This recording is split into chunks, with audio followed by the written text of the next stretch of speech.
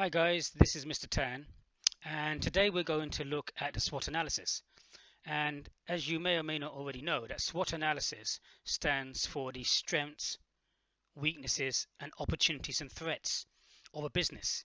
And it's trying to help you to determine what the situation is, to guide you to know what action you should take in terms of your business.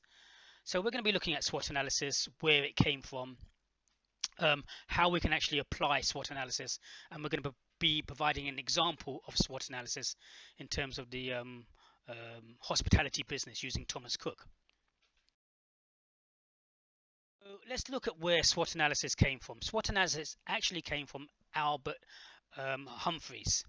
Now, Albert Humphrey was working at the Stanford Research Institute from the 1960s and 70s, and he worked on the Fortune 500 companies, and he was trying to find out ways to make these companies more efficient and effective in terms of what they were doing. And through his research, his research team produced a method of planning called TAM, which was known as the TAM action model. And through TAM, they actually came up with SOFT. And SOFT was the first model before SWOT. To what SOFT stood for at that time, we can see that S stood for satisfactory, O for denoting the opportunities that could be explored, F, which was in place of W at this time, meant the faults, and T signified the threats that could surface in the future.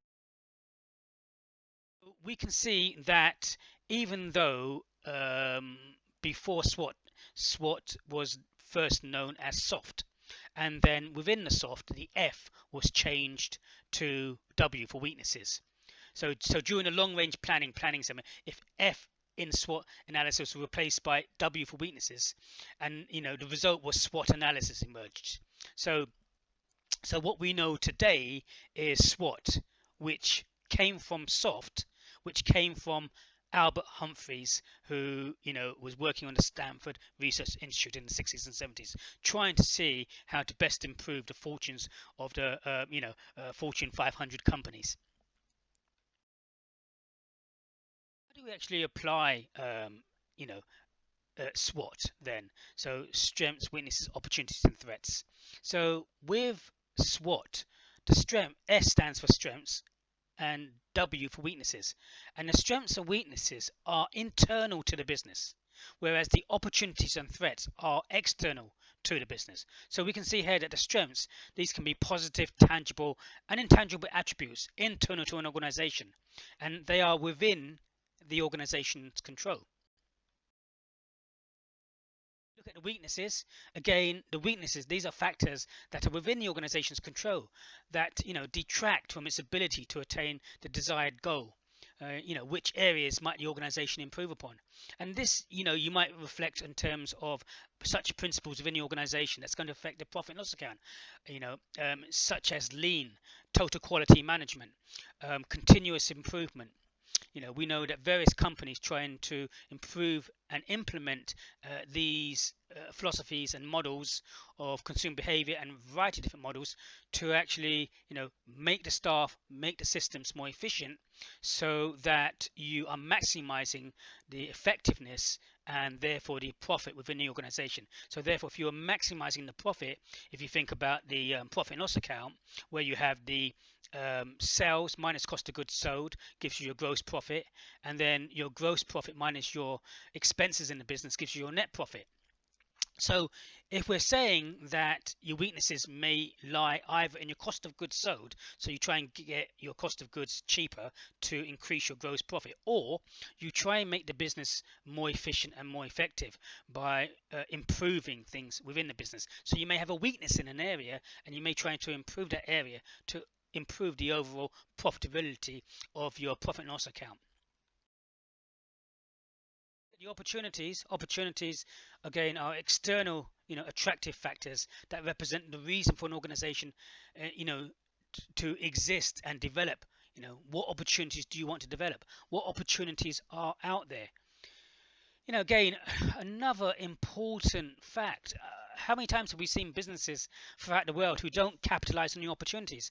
I can remember when Kodak cameras actually first came out with the first digital camera in the 70s. And I actually bought one in the 1990s, which was the DC-50, which actually cost me £1,000 because I could see the benefit of the digital cameras. But Kodak cameras, which were the leading pioneer in terms of film and media, print media, could not capitalize on this, which they had for over 30 years before anyone else. And then everyone else came up with digital films and cameras and sharing and the use of technology, which in essence put Kodak out of business with the loss of billions of pounds and over 2,000 jobs worldwide. So if you've got an opportunity in your business, are you capitalizing it? So we look at these things and we're saying to ourselves, what are these? And these are very, very important points. What are the opportunities, and should you be focusing on them? The threats are external factors beyond an organization's control, which could place the organization's mission or operation at risk. The organization may benefit from having a contingency plan to address them. So you've got to look at the threats. I can remember that my dad was working for Granger telecommunication companies, and Granger were on the stock market listed company, and they were doing very, very well. But they were exporting kind of like their communication systems to other parts of the world. And in one of the countries, I think it was in Serbia, they sent people down to Serbia, and they didn't take into consideration the potential threats. And these people and their employees were, unfortunately, they were kidnapped and they were held for ransom. And even though they were kidnapped, they were held for ransom, and unfortunately they were executed.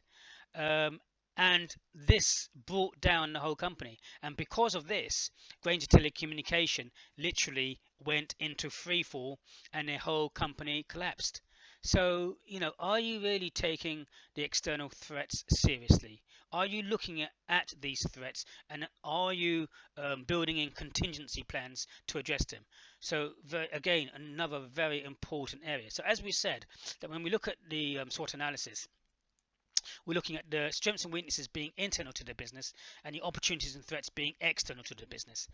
Now, when you're actually doing SWOT analysis for a business or operation, you don't just write down every weakness, every strength, every threat or opportunity. But what you do is you write that down, the whole list of strengths, weaknesses, opportunities, and threats, and then pick out from those the key threats, the key opportunities, the key strengths, and the key weaknesses to your business organization. We look at the SWOT analysis for Thomas Cook. We can see, various strengths, weaknesses, opportunities, and threats, including the strengths being one of the largest travel companies in Europe and the UK, having a global presence with package holidays, flights, hotels, increased brand presence worldwide due to the association with the last Olympics, and over 20,000 employees. Weaknesses included, allegedly refusal to pay statutory EU compensation to customers, intense competition, a brand which means limited brand presence, uncertainty in the airline, price wars can reduce market share, and increase in liabilities due to unpaid compensations. Opportunities, included to become one of the largest travel companies in the UK and Europe, to boost their share prices by expanding businesses, and to digitalize the operations for better penetration. But then why did Thomas Cook, which had been in business for 178 years, go into liquidation in 2019? They had over £9 billion turnover per annum.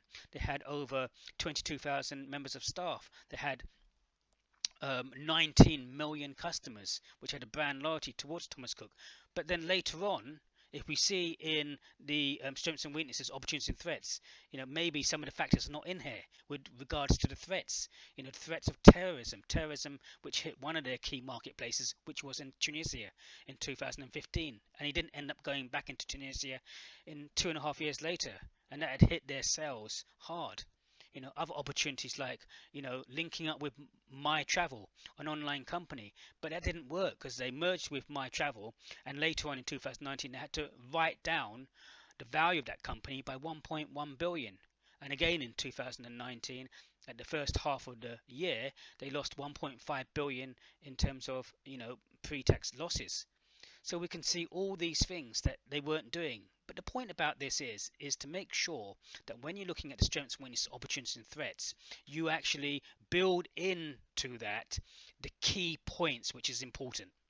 The other thing to remember that when you're looking at the SWOT analysis, the SWOT analysis forms part of the situational analysis, and you need to remember that SWOT analysis is only one model in this situation analysis. Other models include PESTEL, the political, economic, social, technological, legal, and environmental factors, and Porter's 5-force model for looking at competitors. So bear these things in mind when you're looking at SWOT, that it does form part of a situation analysis where other models are involved. Hope that has helped on the SWOT analysis. Thank you today from Mr. Tan.